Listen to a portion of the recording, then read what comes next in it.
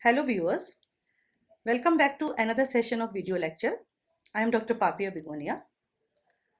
India is going through the second phase of COVID-19 pandemic, and we see that the variant nowadays causing the infection is having high infectivity rate and also high lung damage capability.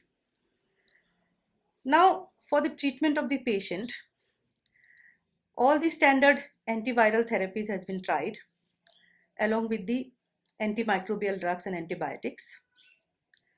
For the patients having severe lung damage, immunosuppressants are one of the last measures of the therapy to decrease the lethality rate or to decrease the high rate of lung damage. Now, in this current scenario, we are now very much aware that tocilizumab, which is one of the newest drug tried for the therapy of the COVID-19 pneumonic patients. Now, in this session, I'll be discussing about this drug, how it is manufactured, what is its mode of action, and actually how it's actually hoping to be acting on the COVID-19 patient. So patient, let's start with the session. So the topic of the session is tocilizumab for COVID-19 induced severe respiratory pneumonia.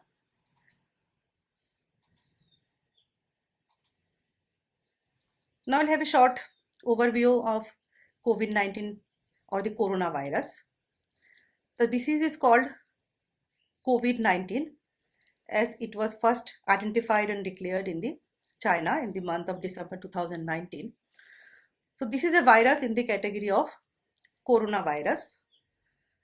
As per the research conducted on this virus, it has been seen that it is nearly 96% genomic similarity, having 96% genomic similarity with the bad coronavirus and nearly 80% similarity with the MERS virus and the second category of the SARS-1 virus.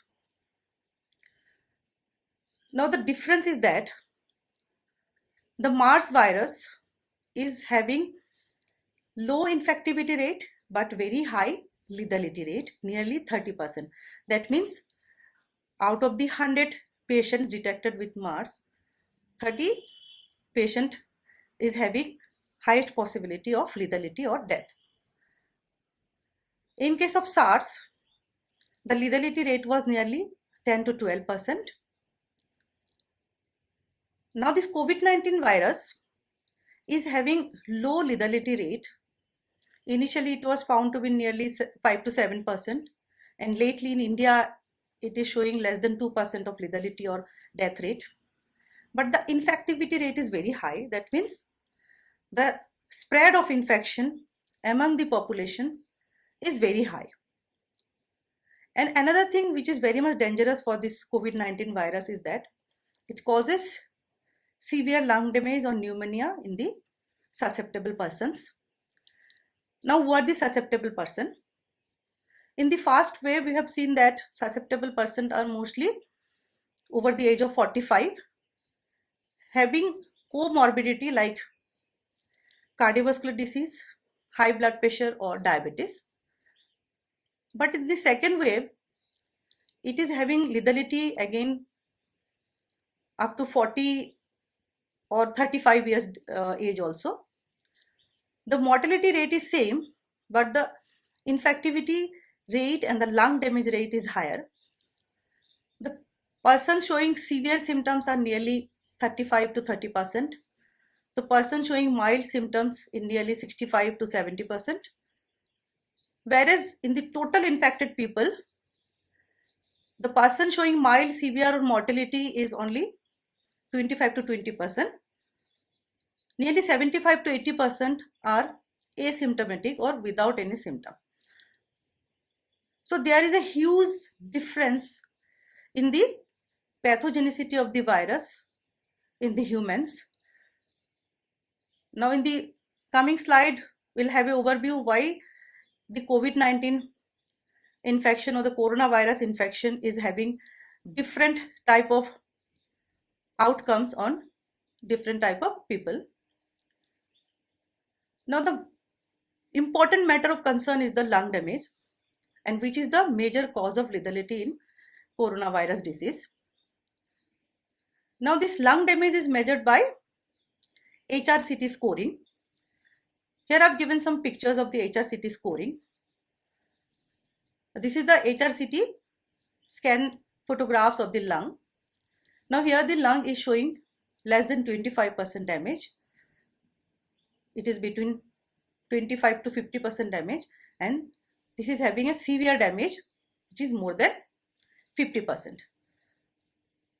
So how the images actually correlating with the lung damage is that the area of the lung showing the white patches is higher. That is in medical term called ground glass appearance. That means the tissue in these areas are actually damaged, fibrotic, and unable to perform the gas exchange functions. Now as you have 5 lobes in your lung, and there is a standard system developed for each lobe. Depending on the severity of the damage, there is a scoring system for 0 to 5. Now 5 is the maximum, having maximum level of damage. So 0 is the no damage. So each lobe is given individual score. Then all the scores are added up. So there is comes out a final score which is something out of 25. So it is if the total damage percentage is less than 25, means it is only 2 or 3 out of 25. Then the damage is called minimum to moderate. So if the score comes above 8 to 9 or 12, it comes under the moderate to severe category. And if it is coming above 12, 15 or 20 or something, then it is severe to critical. So it is the number or the value out of the 25 then converted to percentage. So this is called CT score system for the measurement of lung damage extension. Now some people get confused with the CT score that comes with RT-PCR test. There is again a CT value. When you have a positive COVID-19 report, the CT value is there. That is called cycle threshold value. It is actually showing the viral load in the patient, and the correlation is inverse. That means higher the CT value, lower the viral load. Lower the CT value, higher the viral load. So that is different CT score. The CT value, that is called cycle threshold value, and this is CT scan score. So depending on this CT scan value or the score, we actually determine the extension of lung damage in the patient, and depending on that, the further line of therapy is decided. COVID-19 is just like other flu and influenza virus. This is only a category of influenza virus. The question comes, why it is so lethal for the person, susceptible person? Like the other flu virus, flu symptoms, it causes runny nose, sneezing, dry cough, fever, body pain, headache.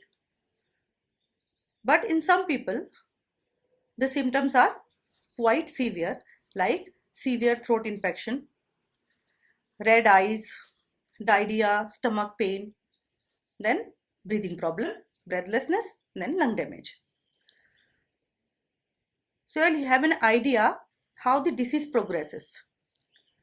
So look, when the virus enters in a person's lung, so this is having a very deep penetration capability, this virus, but it takes time to go inside the lung, 4 to 5 days. And our immune system tries to kill it, destroy it, as it is an invader. It is coming from the outside as a foreign substance. But the virus uses our own immune system against us to damage the lung. So when virus enters the lung tissue, our first line of immunity comes in action. The first line of immunity is monocytes and lymphocytes, macrophages. They come in picture. They try to kill the virus by activation of innate immunity, which is mostly by activation of neutrophils. They causes phagocytosis. In this process, there is damage of virus itself, again damage of some of the cells of our lung or the respiratory tract. In this process, the damaged cells releases inflammatory mediators.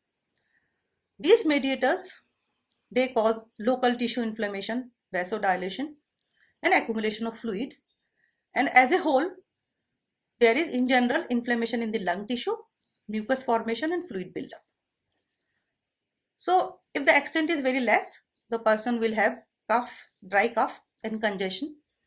If the severity of this inflammation, fluid buildup, and mucus formation is very high, then there will be a high rate of inflammation in the lung tissue, and some part of the alveoli and lung tissue are unable to do the gas exchange function.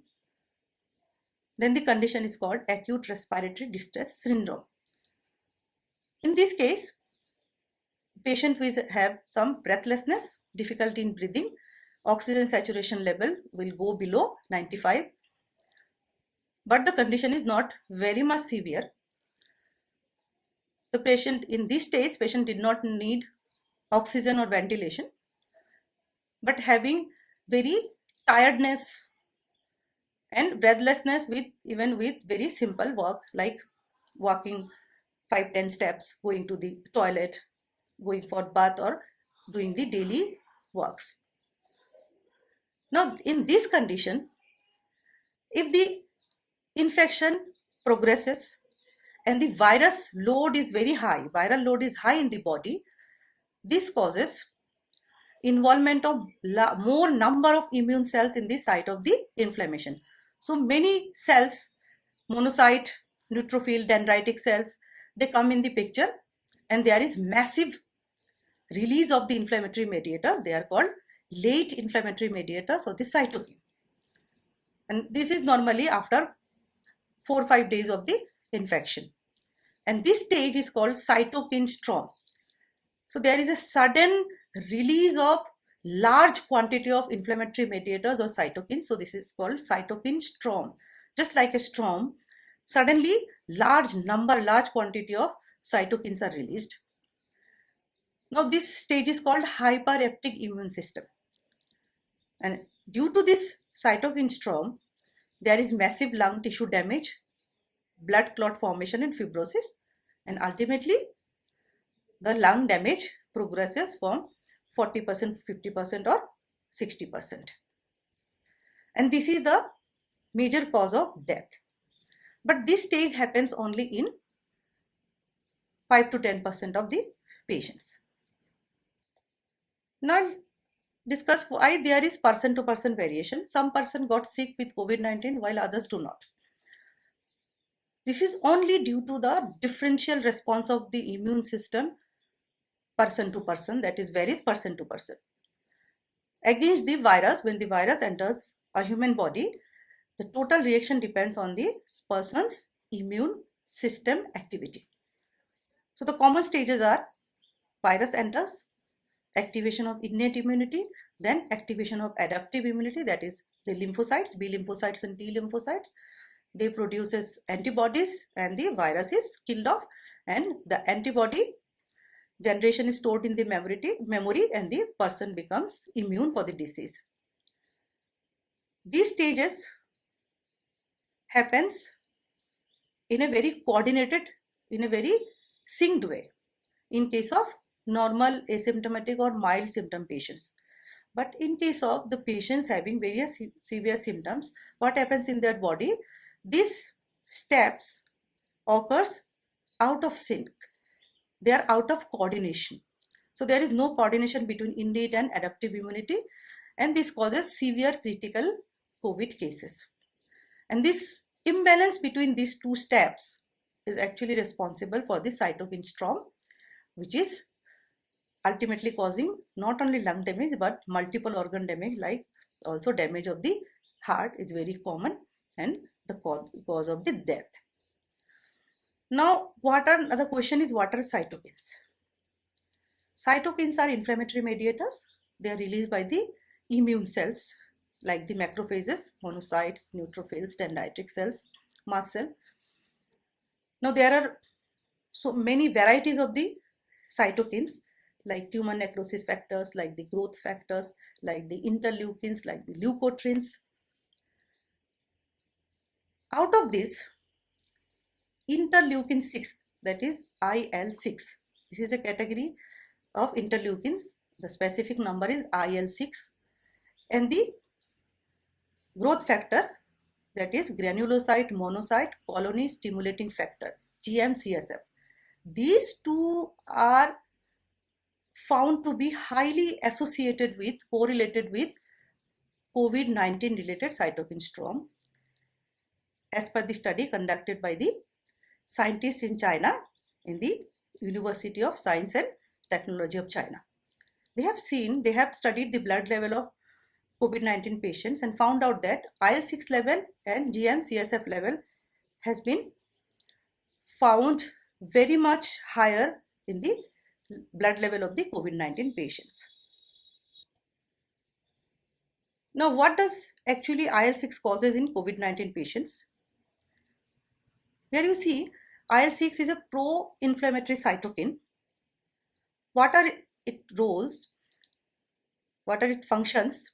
In the innate immunity system, it causes activation of naive T cells and cytotoxic T cells and further activation of neutrophils.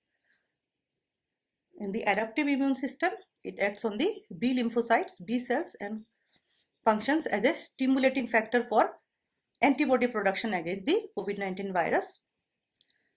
But along with this, in case of long-standing infection or high viral load, when the immune system is uncoordinated, this causes tissue damage, mostly the liver damage. And along with the liver damage, there comes out the differences or the disturbances in the blood level of some markers. The very important marker is C-reactive protein. In the COVID-19 patient, it is highly related. In 80% of the patient, C-reactive protein level rises along with the increase in fibrinogen, ESR, RA factor, and amyloid level, beta amyloid level. ESR is erythrocyte sedimentation rate. It also causes reduced iron absorption. So there is anemic condition, induced anemic condition in the body. That's why the oxygen carrying capacity is reduced in the COVID patients. Disturb the zinc turnover rate, increases platelet synthesis by the bone marrow, thus increases the clotting incidences or internal fibrosis. So why these happens? Along with this positive effect, there are some negative effect. This causes due to the fact that IL-6 is a pro-inflammatory cytokine, which is having very much tendency to cause imbalance in the innate and adaptive immune system. The synchronous function of these two systems are disturbed in case of high level of interleukin 6, and in the COVID patients, the interleukin 6 release is very much higher. All these activities further increases the IL-6 level, and which causes imbalance in the total immune system in the susceptible patients, causing tissue damage and also the lung damage and reduced oxygen carrying capacity. Now, what is tocilizumab? It is an immunosuppressant drug. The another name is altizumab. It comes under the category of, in the pharmacology, it comes under the category of immunosuppressive drug. It was in the market as a biosimilar for treatment of autoimmune diseases, or the diseases caused by imbalanced immunity like rheumatoid arthritis or systemic juvenile idiopathic arthritis. Now, chemical category is, it is a biosimilar, so it is a protein actually or antibody. Specifically, it is an interleukin-6 receptor antagonist. So interleukin-6 is responsible for the imbalance in the immune system of the COVID patient, and this drug is very much specific for the interleukin-6 receptor. It blocks the interleukin-6 receptors, and as per the production and manufacturing, the drugs comes under the category of humanized recombinant monoclonal antibody agonist of interleukin-6 receptor. Now we'll discuss in detail the production and mode of action of tocilizumab. As it is an antibody, so it is a biological, it is produced from the live animal. The production stages are human IL-6 receptors are injected to the mice. So in the mice, it acts as an antigen because it is a foreign substance. So it produces an immunogenic reaction, and mice produces antibodies against this receptor. Now these antibodies against these human IL-6 receptors have some specific binding site. These binding sites are actually to bind the antibody with this antigen or IL-6 receptors. So as this antibody is produced from animal mice, if it is directly given to a human being, it will again cause immunogenic reaction. So in case of positive effect, it will produce negative effect. So in further steps, the binding sites are removed from this antibody, and the binding site are attached with a human antibody, human anti-antibody, and then the drug is become tocilizumab human antibody having interleukin-6 receptor binding site from a mice antibody. So that's why it is called humanized recombinant monoclonal antibody. So when the drug is given to a patient, what happens? In case of absence of tocilizumab, when the IL-6 receptors is present in an infected person body, this is IL-6 or the cytokine. These are the IL-6 receptors. They bind with the IL-6 receptors in the cytoplasm as well as in the membrane bound receptors. Some receptors are membrane bound, some are soluble protein present in the cytoplasm.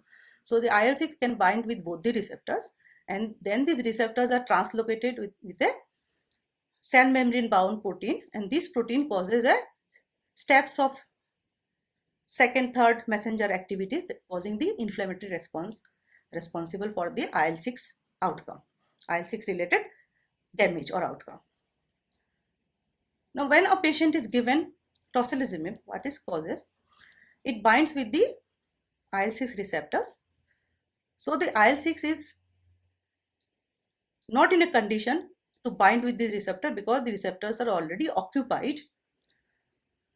When these receptors are already occupied, IL-6 cannot bind with the receptor, and the receptor cannot be translocated with this membrane bound protein. So the inflammatory response that proceeds after the activation of the IL-6 receptor actually subsides, and this causes balancing in the immune system, that is the dysregulation induced by the overactivation of the IL-6 will be corrected, and that's how it checks out the excessive IL-6 related damage in the COVID-19 patients. Now this drug is approved by FDAs of the different countries along with India to use on the COVID-19 patients. There are a few studies done on the human volunteers or human patients of COVID. Now all these studies shows some kind of positive effect, some kind of benefit of using tocilizumab on the patients with severe pneumonic symptoms in the COVID patients. But there are some reports also that says that the benefits are not that much of useful. But the studies showing benefit is much more in number, and there is also a condition that no other suitable therapy is available to suppress the hyperactive immune system in COVID patients. So this drug is a bit like only choice or the last resort or last choice. The dose is mostly 8 mg per kg up to 800 mg maximum, IV or subcutaneous. Mostly it is given IV in COVID patients. and at least 2 doses are given. Second dose should be given 12 to 24 hours after the first dose. This is a very costly drug, mostly more than 40,000 per vial, and nowadays it is given to the patients having more than 70 or 75% lung damage, the patients who are in ventilator, already in oxygen support. Initially, the drug was contraindicated in patients with latent tuberculosis and also in patients with acute inflammation. So see, in the patients of acute inflammation, it is contraindicated. It should be given in the patient with chronic inflammation. That means when the innate and adaptive immune response are already having their own action. Now the damage part is more in the patient, then this drug is applied. But in case of COVID, it is somehow given in an acute stage. So it should not be given to everyone. The patients who are in critical stage, having more than 65 to 70% of the lung damage, on the verge of having oxygen support or already in ventilation, this should be given. But preferably this should be given before ventilation, before oxygen support, so that it can have some option to do the repair. When there is already that much of damage done on the patient liver, patient lung, the activity or the positive effect will not come out on that extent. Now, what are the side effects? As this is a immunosuppressant, suppressing the activity of interleukin 6, which is a crucial pro-inflammatory cytokine. So it will have the susceptibility with the patients to develop other infections, mostly the symptoms of the flu and other symptoms of the respiratory tract infection.